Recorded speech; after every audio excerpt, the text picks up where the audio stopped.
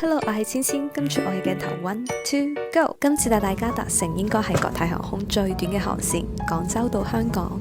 因為呢條片喺2年前錄嘅，咁所以喺飛機型號上同埋起飛時間可能會同依家有啲出入，同大家講翻聲先。咁依家帶大家睇翻2年前嘅國慶，亦即係 Covid 之後第1年，我哋屋企出國旅行嘅飛行記錄。事不宜遲，先 call 車搭部滴滴去廣州白雲機場。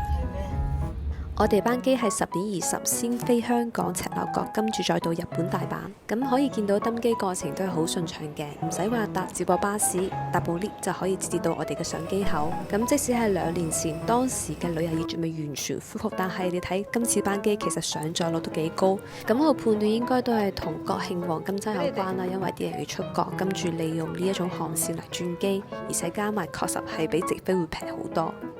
有毛巾、小食同埋一支水，我哋就揀咗安全出口前排嘅座位，係2入座。咁國泰呢班呢係 A321N 機，亦都係我第一次坐佢嘅集體機，座位係33佈局，班機好新啦，而且啲硬件都好靚，呢個係高清嘅 4K PTV， 仲有埋 Type C 嘅充電口。咁因為我哋班機 delay 咗啦，所以食啲嘢醫個肚先。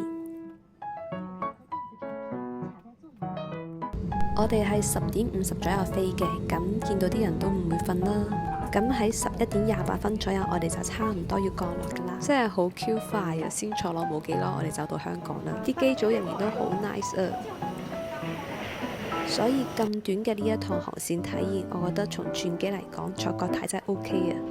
跟住大部隊出到嚟香港機場，咁可以見到有啲下一趟時間好掹掹咁，一啲航班呢已經有工作人員喺度指引咁啦。我哋大阪嗰趟要差唔多2點先飛，咁仲有啲時間可以行下。大家可以見到啲鋪頭啦已經關晒門啦。咁呢個鐘數想揾啲嘢食呢，就有2個方案。首先呢係空中花園呢一層，有地獄廚神 Gordon Ramsay 嘅呢一間快餐廳，主要係啲西餐啦。